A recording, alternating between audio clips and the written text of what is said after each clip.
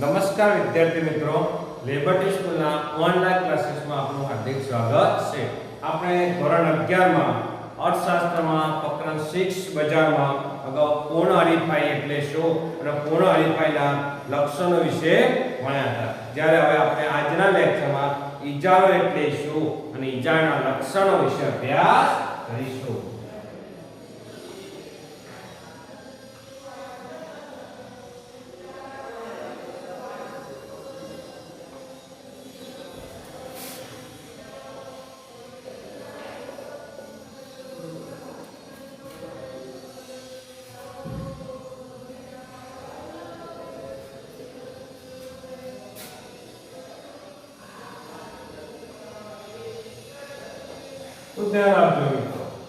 પ્રશિષ્ટ અર્થશાસ્ત્રીઓએ બજારના બે વિરુદ્ધ દિશાના અંતબિંદુઓ તરીકે પૂર્ણ હરીફાઈ અને શુદ્ધ ઇજારાની ચર્ચા કરી છે. શુદ્ધ ઇજારો એક કાલ્પનિક બજાર છે. વાસ્તવમાં અર્થતંત્રમાં ઇજારાના જે પ્રકાર જોવા મળે છે તે અશુદ્ધ ઇજારો છે. ઇજારાને અંગ્રેજીમાં મોનોપોલી કહે છે. ઇજારો છે, ઇજારાને અંગ્રેજીમાં ધ્યાન રાખજો મિત્રો,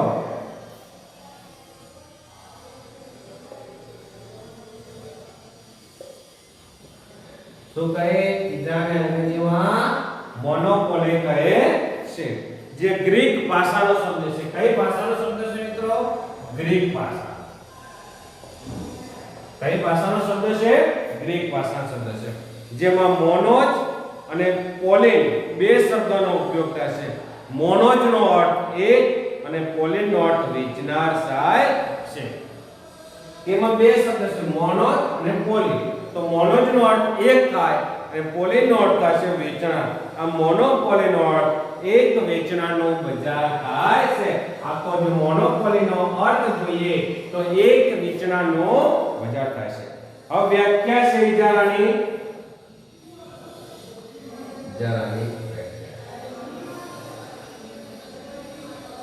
इमा प्रोफेसर चैम्बलिन के प्रोफेसर चैम्बलिन नामના અર્થશાસ્ત્રી ઇજારાની વ્યાખ્યા આપે છે કે જ્યારે વસ્તુના પુરવઠા પર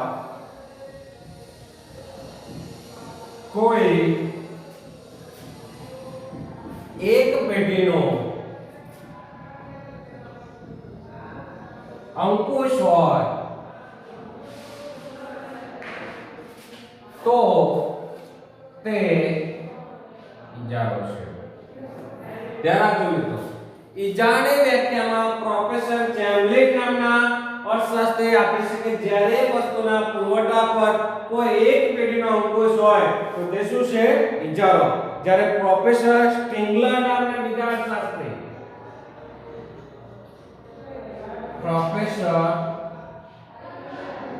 સ્ટિંગલર નામના બીજા અર્થશાસ્ત્રી જ્યારે વસ્તુનો એક જ વેચનાર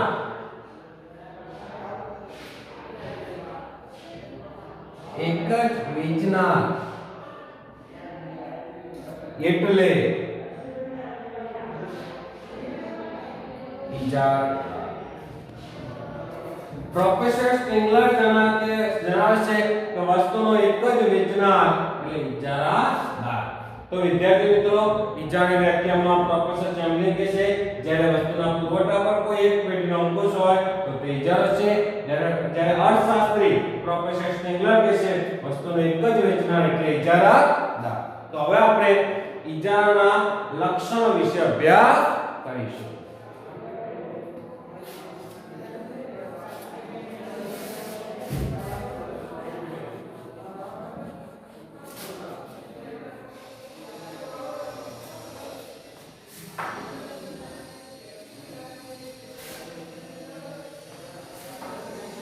ઇજારાના લક્ષણો.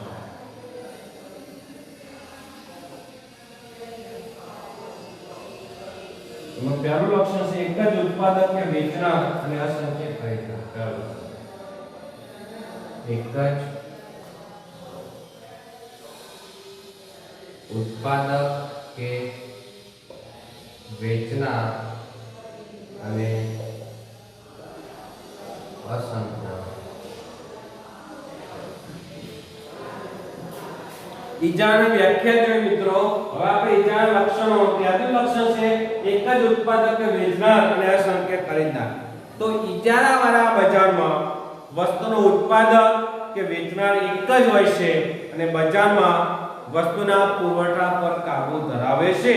એને શું કહેવામાં આવશે? ઈજારાદાર કહેવામાં આવશે.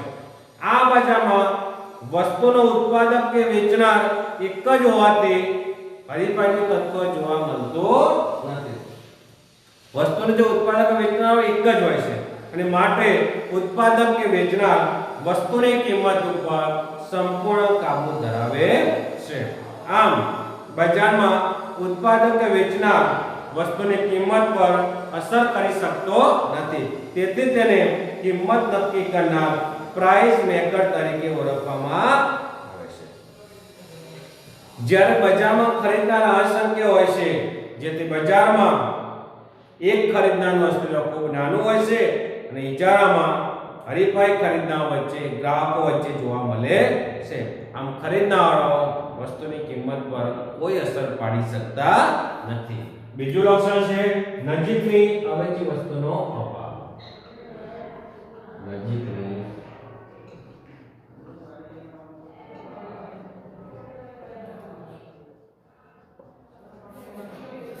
કે શુદ્ધ ઈજાની લાક્ષણિકતા મુજબ ઈજારાદાર જે વસ્તુનું ઉત્પાદન કે વેચાણ કરે છે તેની કોઈ પણ પ્રકારની અવેજી કે સમાન ધરાવતી વસ્તુ બજારમાં ઉપલબ્ધ લેતી નથી. પરંતુ વાસ્તવમાં શુદ્ધ ઈજારો કાલ્પનિક હોય તેનું અસ્તિત્વ જણાતું નથી. જે શુદ્ધ ઈજારો છે કાલ્પનિક છે, તેથી તેનું અસ્તિત્વ જણાતું નથી અને વ્યવહારમાં અશુદ્ધ ઈજારો જોવા મળે છે, જેમાં નજીકની અવેજી વસ્તુનો શું હોય છે મિત્રો? અભાવ હોય છે. એટલે કે તેની દૂરની અવેજી વસ્તુ હોવાની શક્યતા હોય છે. દાખલા તરીકે રેલવેની કોઈ એક ચોક્કસ સમય અને તારીખે આરક્ષિત ટિકિટ ઉપલબ્ધ ન હોય તો તેની નજીકની અવેજી એટલે કે બીજી કોઈ રેલવે કંપનીમાં ટિકિટ મળી શકતી નથી, કારણ કે એ કોઈ કંપનીનું અસ્તિત્વ જ નથી. જ્યારે તે ચોક્કસ સમય અને તારીખે મુસાફરી કરવી ફરજિયાત હોય તો રેલવેની દૂરની અવેજીનો વિમાની સેવા અથવા અન્ય વાહન વ્યવહાર સેવાનો ઉપયોગ કરી શકે છે. પછી કોઈ બીજી રેલવે જે કંપની અસ્તિત્વમાં નથી. ત્રીજું, નવી પેઢીઓના પ્રવેશ પર અંકુશ.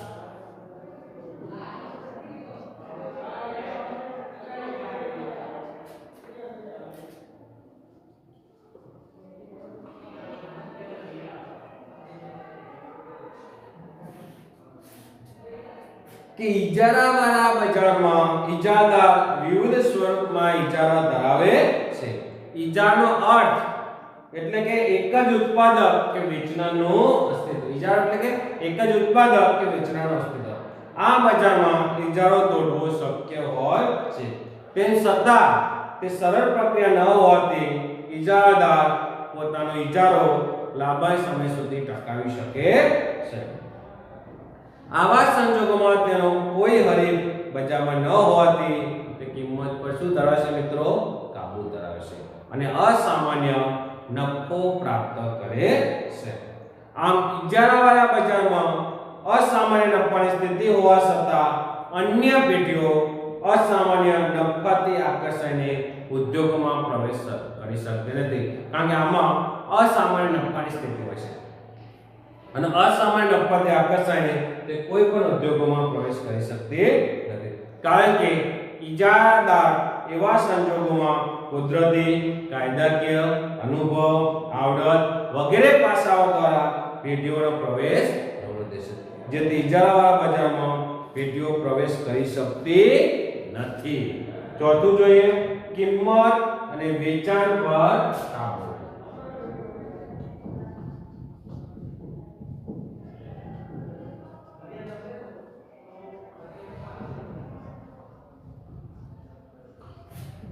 ઇજારા લક્ષણનું ચોથું લક્ષણ છે કિંમત અને વેચાણ પર કાબુ.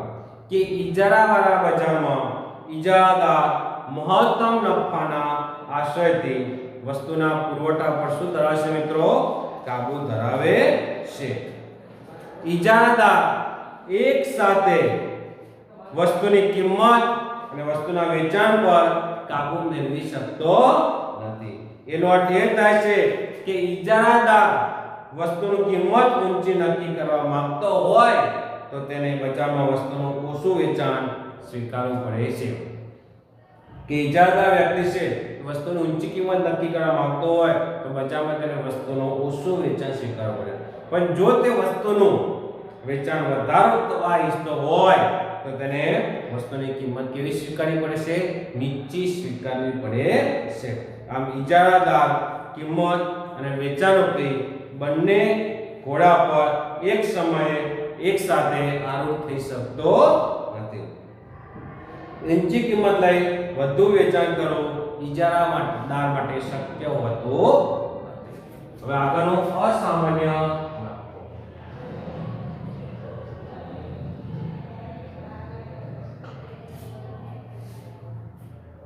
ઇજારાવાળા બજારમાં ઉત્પાદક કે વેચનાર એક જ હોય છે.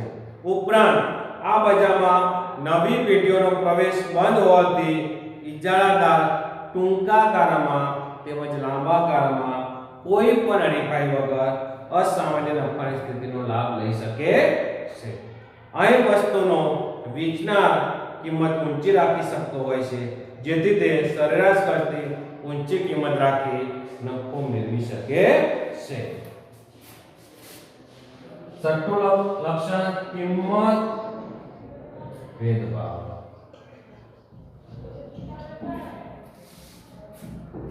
કે ઇજારાવાળા બજારમાં ઉત્પાદક કે વેચનાર કિંમત નક્કી કરનાર હોવાથી હરીફાઈનું તત્વ જોવા મળતું નથી. જો ધ્યાન રાખજો કે ઇજારાવાળા જે બજારમાં ઉત્પાદક કે વેચનાર કિંમત નક્કી કરનાર હોવાથી હરીફાઈનું કોઈ પણ તત્વ જોવા મળતું નથી.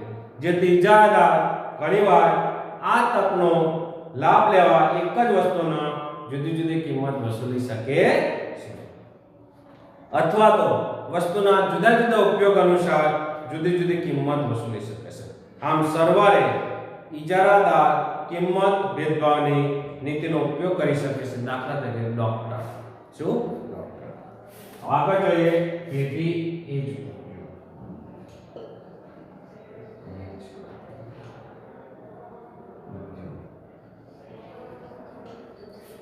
બીજા લક્ષણ સાતમું લક્ષણ છે પેઢી એજ ઉદ્યોગ.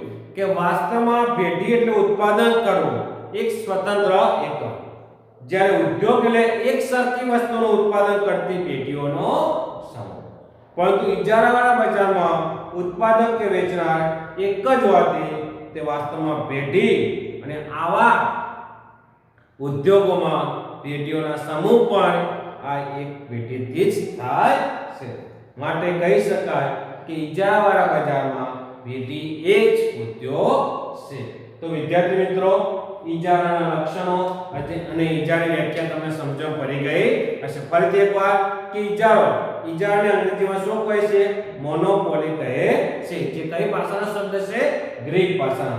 અને ઇજારાના વ્યક્તિમાં પ્રોફેસર ચેમ્બલિન જણાવે છે કે જ્યારે વસ્તુના પુરવઠા પર કોઈ એક પેઢીનો અંકુશ હોય તો તે ઇજારો છે. અને પ્રોફેસર સ્ટ્રિંગલર જણાવે છે કે વસ્તુને એક જ વેચનાર એટલે ઇજારાદાર. અને ઇજારાના લક્ષણો છે એક જ ઉત્પાદક કે વેચનારની અસર કે ખરીદનાર, નજીકની અવેજી વસ્તુનો અભાવ, નવી પેઢીઓના પ્રવેશ પર અંકુશ, કિંમત અથવા વેચાણ પર કાબુ, અસામાન્ય નફો, કિંમત ભેદભાવ, પેઢી એજ ઉદ્યોગ. આપણે આ સમગ્ર ઇજારાના લક્ષણો વિસ્તૃત માહિતી આપણે જોઈ. તો વિદ્યાર્થી મિત્રો, તમને પરીક્ષામાં પૂછાય કે ઇજારો એટલે શું, ઇજારાના લક્ષણો, તો આ રીતે તમને વિસ્તૃત સમજાવવાના રહેશે. તો આ તમે નોટબુકમાં ઉતારી લેજો. અસ્તુ.